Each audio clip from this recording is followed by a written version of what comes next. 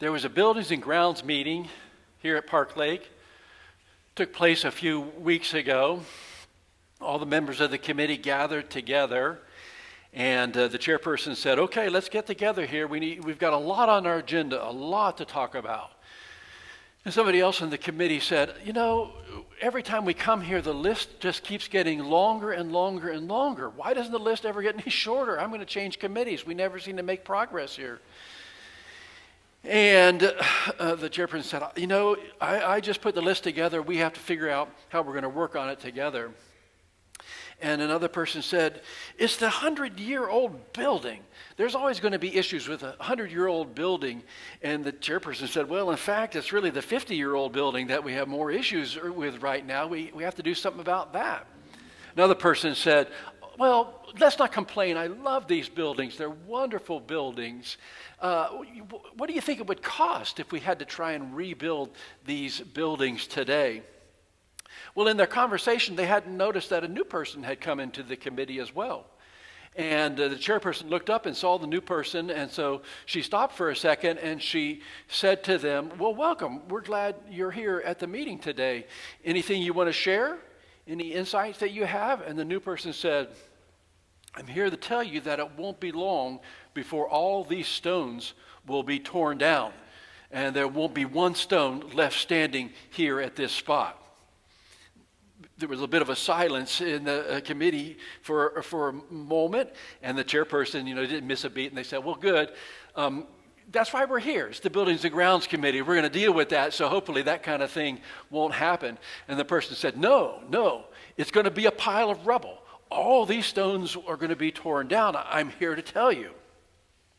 And the chairperson said, well, if you have an idea of when this is going to happen, you could tell us, and we can sort of kind of put it on our list and begin to work on it, and that way we'll deal with it. How would that be? And the person said, there's going to be earthquakes and famines and wars, and you have to be careful.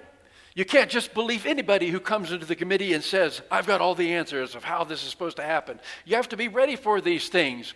One of the committee members turned to the person next to him and they said, this is starting to get a little weird. Maybe they're talking about hurricanes. Maybe he thinks we need a hurricane preparedness disaster plan. And the chairperson said, okay. But then the new person said, no, I want you to know there are going to be arrests, and there are going to be court hearings, and there's going to be jail. And you have to be prepared to know what you're going to say. And the chairperson had just about had it at that point. And they said, okay, that's enough. And they cut the new person off. And they said, this is the Buildings and Grounds Committee. We're not going to talk about politics here in this committee meeting. If you want to talk about that kind of stuff, what's going on in the politics today, you just have to take that to the session. And then before the new person could say anything else, the chairperson said, is there a motion that we adjourn? And somebody said, so moved. All in favor? Yes. And they adjourned the meeting immediately. As they were going out, one of the committee members said to another one, have you ever seen that new person before? And the person they said that to said, thinking about it, I remember now that they came into a Sunday school class I was in a few weeks ago. You know that Sunday school class has got a lot of the church leaders in it. We were in that class and we were just having a wonderful discussion about the importance of the church and what wonderful leaders we have in the church, how caring and how effective they are. And then we looked up and there was that same new person was there, and they raised their hand. And so the teacher said, yes, would you like to offer something? And the new person said, beware of religious leaders that like to wear long robes and stand in front of people and say long prayers so that everybody will take a look at them. Somebody in the class said, is he talking about our pastors? And the other person said, I don't know. I'm not sure. And so they kind of kept the classroom discussion going because it was good. But now I remember, no matter what topic they started to talk about in that class, that new person, he just kept twisting everything around and getting everybody sort of upset. They were very reasonably talking about current events. and some of the things that were going on that the church might want to say something about. And so the teacher, being very generous and wanting to be hospitable, said to the new person, do you have a thought about current events? Anything you'd like to say? That new person, you won't believe this, turned to the person that was seated next to them and said, do you have any money in your wallet? Kind of caught the guy off guard. And the guy said, yeah. He said, well, give it to me. And so the class member pulled out his wallet and pulled out a $100 bill. And the new person took the $100 bill and held it up in front of the class and said, whose picture is on this $100 bill? Give to Caesar the things that are Caesar's, and give to God the things that are God's. And the person said to the person who was telling him that, was Caesar's picture on that $100 bill? I thought it was Ben Franklin that was on the $100 bill. And the other person said, no, we were just caught so off guard, we couldn't believe anybody in the class had a $100 bill in their wallet that they were sitting on there in that classroom setting. Well, at that point, the classroom teacher said, well, it's 9:45, but I'm pretty much sure class is over at this point. Worship at 10. Let's stop the classes. So they stopped the class, and they sort of cut the new guy off. And you remember that worship that day. Do you remember what happened in worship that day? And the other person said, oh, yeah, I forgot about that. It was Dedication Sunday, a special Sunday, a great Sunday in the church's life. And that's the Sunday when everybody at the end of the service walks down the aisle and puts their pledge in the basket there in the front at the last hymn. Do you remember what happened? Oh, yeah. You know, the congregation was kind of moving forward in that last hymn. Everybody sort of letting the person in front of them go, that kind of thing. And nobody noticed that same new person, he got in line too. And he was walking right down to the front of the sanctuary where everybody was putting their pledges in the basket. And then he just stood there watching people as they walked up and put their envelope in the basket, one after the other. And the pastors kept looking at the organist saying, can you speed this up a little bit? We need to keep going here. But then that new person, he stopped and he marched over to where the ushers were standing by the door. They had been watching this. They were sort of getting a little nervous about what they were going to do with this fellow. And when he got over there to the ushers, he yelled at the ushers, trying to talk over the organ. He said, did you see what that lady just did? And the ushers were startled. You could see their eyes getting bigger. And they said, sir, what do you mean? He said, that lady, did you see what she just put into the basket that was right there? And they said, no, we're not supposed to look at that. And the man said, she put in just 2 crumpled old dollar bills. All those other heavy hitters were walking up and putting in big fat envelopes into that basket, but she put in just 2 crumpled up dollar bills. Now, what do you make of that? And each usher was kind of looking at each other, saying, what are we supposed to do?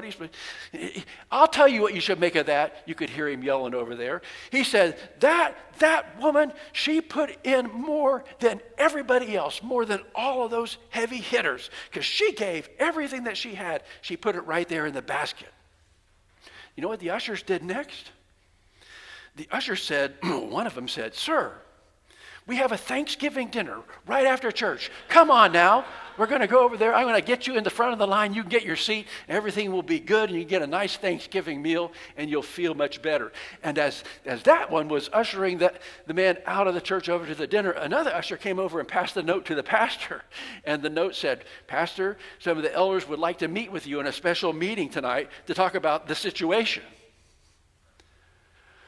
So at the special meeting later that evening, the pastor said, now why are we here? And one elder said, we're here to talk about this situation. What situation? This situation of this new person. Well, what exactly is the situation? Well, you know as well as we do. You know, to say a little something odd or weird here and there in a committee meeting, a Sunday school class, that's one thing. Everybody has their right to their own opinion. But when you get up in worship and start to watch what everybody is putting into the offering plate and then make comments about it in front of everybody else, why, that's just not appropriate. And the pastor said, it's not? What's not appropriate? And the elder said, because it's nobody's business what anybody else puts into the offering plate. We don't poke in that kind of stuff with one another. It's just not appropriate. And we don't know, Pastor. We want to know what you think about that. What do you think about this new guy and what he's doing and saying here at the church? Why in the world should we just stand by while he embarrasses poor widow Smith when she put her $2 little there into the plate and calling that out in front of everybody else? We're not going to put up with it. But what do you think about this, Pastor?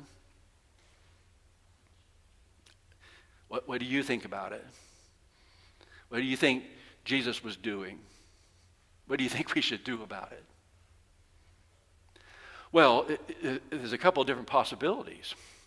Some scholars think that Jesus is sort of continuing the rant that he had been having against the religious leadership in a number of different settings there in the temple. Remember, right before this section, he says, "Beware the scribes and Pharisees that like to devour widows' houses and wear long robes and say long prayers and call attention to themselves."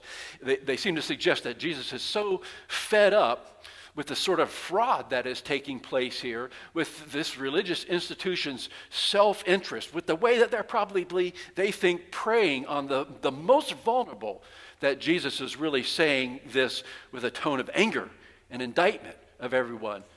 This poor widow gave everything she had to live on, and you all took it. You put up with that. How could you let such a system exist and go on? There's some validity in that view. Throughout these 2 chapters in Luke, Jesus does seem to be critiquing the religious leadership and some of the things that are going on there. And maybe on this Stewardship Sunday, we should be a little mindful of that.